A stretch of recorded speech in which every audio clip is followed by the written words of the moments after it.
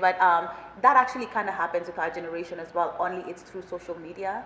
Yes, So social influencers. media, influencers. I mean, you know, listen, we all have to grow with the times, and Right. technology is going to bring things forth to us to test out, to figure Right. out what's the best way. And there are going to be those who are going to misuse it, and there are going to be those who take advantage of it in really horrific ways. And then Yep. there's those of us who will also find, you know, more positive ways to use it. I mean, when you think of the Arab Spring, Right. you think that's how they coordinated and organized, you know, to meet in the square. It was Right. all on Twitter, you know, so.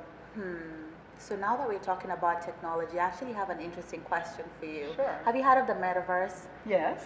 So where do you think that will take activism and racial injustice and civil rights when we are all living in this virtual world, right? I mean, people are buying real estate in there. You can go to the mall in there. You can get a job in there. It's so, I think in future we're all just going to be sitting home with goggles and living this virtual life. And that means we'll have a lot more access to each other. Where do you see civil rights going in that world where we're all living in this virtual, made-up world with avatars? Do you think it might still be an issue? Unless the metaverse can figure out mental illness, poverty, disenfranchisement, there will always be a need for activism. Absolutely. So if the metaverse is a place to escape to, then that's one thing. If the metaverse is a place where we're going to try and create an alternative reality to life, I'm sure there will be folks that will go in there that will take advantage of it. Someone's going to get upset about it, and they're going to want to do something about it. Absolutely. So we'll have to just see how it goes. Yeah, we definitely have to. I really, the whole metaverse thing really gets my mind going. I have no idea where we're headed. So I know your dad, when he was in Hollywood, obviously with black actors, especially back then, the opportunities were not as great. So he went ahead and created his own production company. I think it was called Harbell. Is that still around? Harbell Productions? Yeah. I mean, it still exists, Yeah. but my father being 95 is not really initiating any projects out of Harbell. Right. But are you going to take over? Are you? I'm getting the feeling that I you have my own production company. Yes. And I have my own, so I'll be producing things out of there. Also, Right. Sankofa as a nonprofit also produces Right. a lot of things. But there are projects that we do have that my father is still, connected to and working on. We have a project about the colonization of the Congo, actually. Oh wow. And That's a story that needs telling. Yes, it's based on the book King Leopold's Ghost. And my father brought the project forward. He initiated the project. And simultaneously, there was another very famous actor, director, producer who bought the book. So we came together and merged together, and now we're working on this film. No, I'm so happy to hear that. That story is so frustrating, especially to us Africans, because Yes. I don't want to compare and do like a whole struggle Olympics thing, but honestly, it was far and much worse than the Holocaust, what happened in the Congo. And it's never really talked about. There's so many different, now it's still going on in the Congo, It is, unfortunately. but it's like there's that- Rwanda, there's the Congo, there's so But many. the whole King Leopold thing, like when the Belgians took over, Yes. what they did to the people, Yeah, no. it was absolutely horrific. And it's a story that's never told. Well, it will be now. Yes, I'm so glad to hear that. I'm so happy to hear that. And there's so many black stories yet to be told. So and I many. hope to see more. Because we watch all these period pieces on all these different facets of history, and I'm like, when are we going to start telling? I know, I brought that up African today history? because I was thinking about the challenges that young people in theater schools, which I went to, Right. from my generation, that we had, because August Wilson hadn't written his plays yet, Right, you know what I right. mean? Or he was writing them in real time. Lorraine Hansberry we had, but a lot of black actors, when we were told to do Chekhov and Shakespeare and Right. Ibsen and Shaw, they're all white narratives. Right. And so I think that, and I'm hopeful, also in the metaverse I'm hopeful, Right. that there will be more opportunities for cultural expressions through theater and through films that will tell stories of our classical times and our classical space. Yeah. Because we were there at the same time, and but we have amazing stories to tell as well. Exactly, exactly. There is a movie coming out with Viola. I just saw that Viola Davis had been cast on it. It's, okay. This tribe in West Africa that had the women warriors. I don't remember what it's called. Oh. It disintegrated, but it's an amazing story. So I think they had sort of inspired the Wakanda female warriors, and they're like, no, let's tell the right story. So when I saw that, I was like, yes, because even in Kenya, we have stories like Wango Wamakeri. She was this brilliant warrior queen that led her people through war, and you know, people don't know these stories. We have pretty cool stories too. So yes, of course. Or you think of even on our own soil, Toussaint Louverture, right? With the whole Haitian Revolution and New Orleans and Napoleon, and I mean, there's a lot of blood and gore and sex and love and all that. I mean, we have very three-dimensional experiences as well, of course. Well, I'm hopeful that we will now. I'm hopeful that we will, and that is where I think my father begins to find some solace. Yes, some solace and some relief in the fact that, you know, we are, this generation, get it at the table of the master, then they will create their own table. And that's the best part of the internet. It's really empowered people to do a lot of different things. My goodness, I feel like I could talk to you forever because there's so many. I could literally keep you here and ask you a million and one questions. This is, I mean, when else am I ever gonna get the chance to pick the brain of yourself and your dad through you? Right. It's incredible. It's really, really incredible. So let me see. Let's talk about Nelson Mandela. Okay. I know that your dad and him, they had a friendship, and when he came out of prison, he brought him over to New York. Did you get to meet Nelson Mandela? I did, yes. I met him too, and I cried. It was back in 2005, and was it 2006? He came to Kenya, and I got a chance to see him. I just will never forget how that felt. Yeah. How was it for you?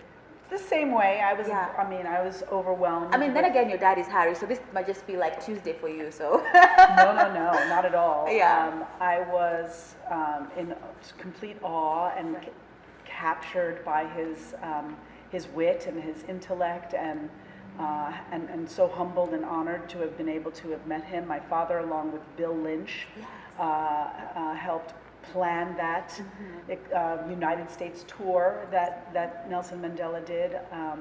So it was wonderful, and I'm grateful and humbled that I had the opportunity to have met him and Winnie. Wow.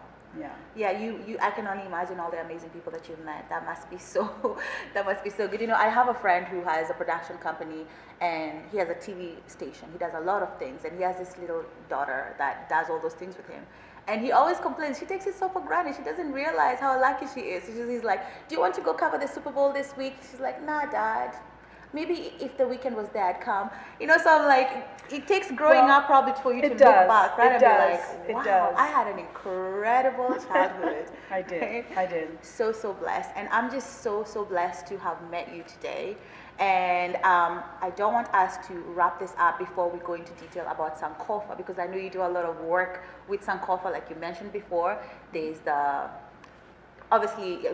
there's the activism side, but clearly you're also into film and everything with it. Let's start with the name sankofa.org. Right. What inspired that name? Well, so Sankofa means, literally in Ghanaian, it means go back and get it. Oh. And a group of men, one man in particular by the name of Bo Taylor, who was a gang interventionist, went to Africa with my father. My father brought him and some young people to Africa, as he did in the 60s with SNCC. And he learned about this word Sankofa and the symbols of Sankofa, which is, there's two. There's a spiraled heart, and then there is a bird that is in mid-flight with its head turned back and beak open, retrieving an egg from mid-air, symbolizing we have to retrieve what we have left behind in order to go forward. We need to bring our ancestors forward. Anything that we've left behind, we need to bring forward. And this resonated with him, and in honor of him and the work that he was doing in the community, my father decided to call our organization Sankofa. Wow. And because there were other Sankofas, I am always like, it's sankofa.org. You have to put the .org there. Otherwise, there's going to be bookstores and and wonderfully and beautifully, because Sankofa is such a beautiful word and the imagery is so beautiful. And so we, created Sankofa in the hopes to figure out a way to sort of institutionalize the capacity of someone like my father. How do you take a person of celebrity, of artistry, and also of activism, and build a space and a place where others can come to learn on how to do that, or how to be that, or how else can we, what is it that he did that we can model our organization around? So we work with artists and thought leaders, we work with celebrities, influencers, and we also work with community leaders and organizations. And so we come together always in partnership and in collaboration to create an event, to shine a light on a specific issue. And at Sankofa, we focus on mass incarceration, juvenile justice, we focus on immigration, income disparity, and also the overall banner of violence, so that we could speak to the issues of domestic violence or eco-violence and the climate crisis or war in another country, because we think it's important with our organizational partners and our artist partners that we not only speak to what the community wants to express and sort of shine a light on it and elevate the conversation and the discourse with the platform of influencers in art and celebrity.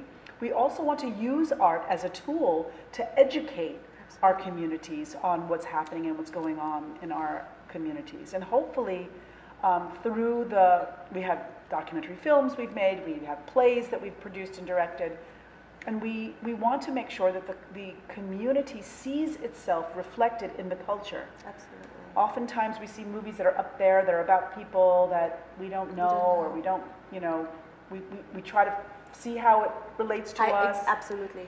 But this way we're using art and culture as an actual tool. Absolutely. And we have great, interesting programs that we work on with collaborative partners. Right now we're working with another organization by the name of Creative Acts, and we have created a virtual reality re-entry program for incarcerated men and women who have been incarcerated, I almost said enslaved, but incarcerated, pun intended. Right. That have been incarcerated for upwards of 15 to 30 years, so that when they return home, they're more well equipped to deal with the trauma triggers that come up for them.